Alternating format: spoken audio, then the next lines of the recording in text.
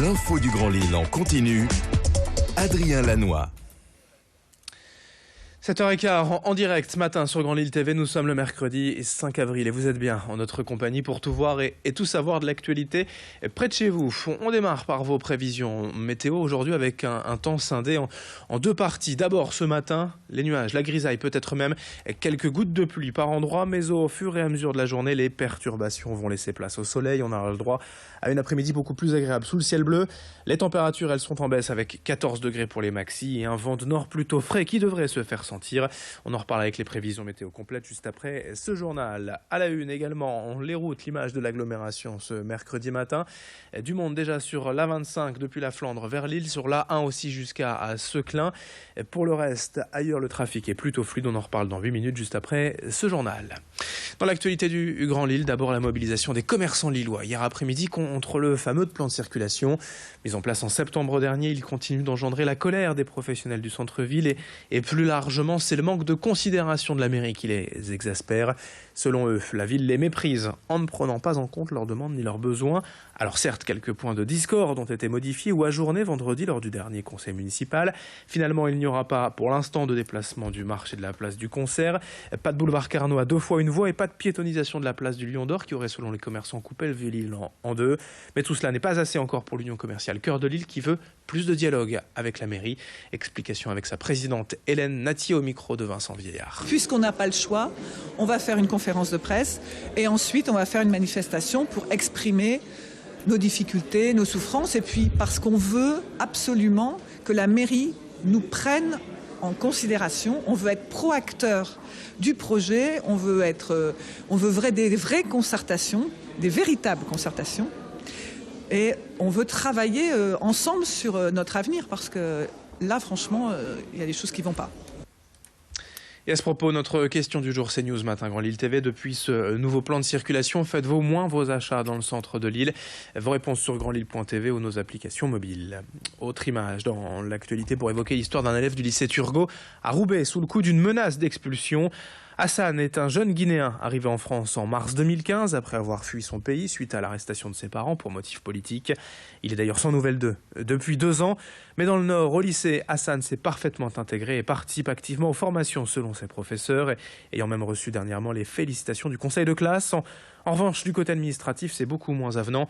Hassan a vu sa demande de titre de séjour rejetée en juillet dernier. Il est aujourd'hui sous la menace d'une obligation de quitter le territoire français. Avec l'aide des enseignants, il a déposé un recours auprès du tribunal administratif.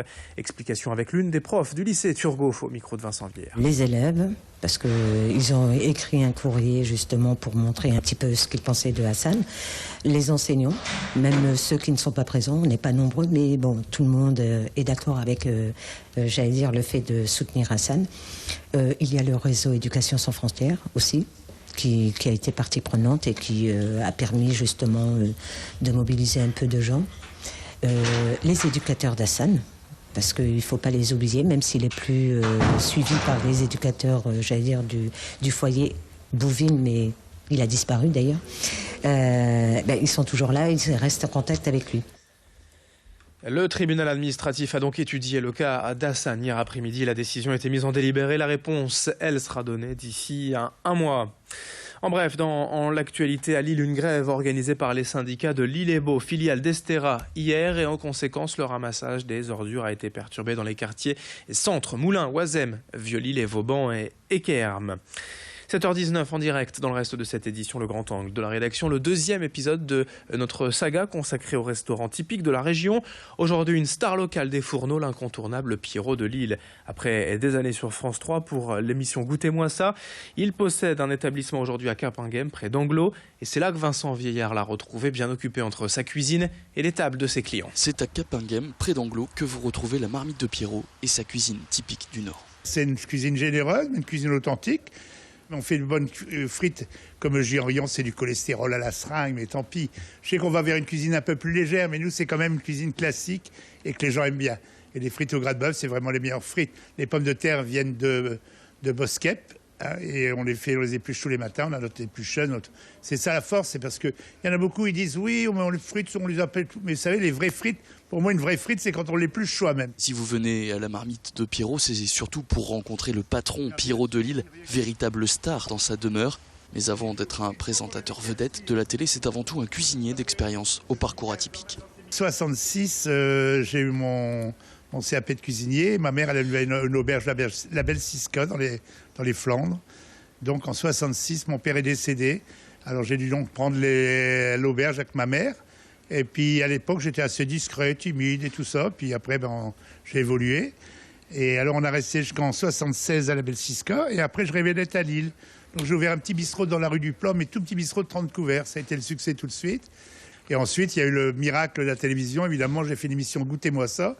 Je vais faire avec Pierre Bonte 5 émissions et on a fait 19 ans de télé. Hein, on a fait 500 émissions à peu près. Pierrot Delisle, c'est donc un personnage haut en couleur. Sa passion, les cochons qu'il collectionne. Et à écouter son équipe, il y en aurait plus de 1000 entre ses murs. D'ailleurs, son équipe, parlons-en. Pierrot leur délègue désormais les tâches de son restaurant, eux qu'il connaît depuis longtemps, mais ne reste jamais très loin pour surveiller de près. Il y a 14 ans, le 2 avril, qu'on a ouvert ici.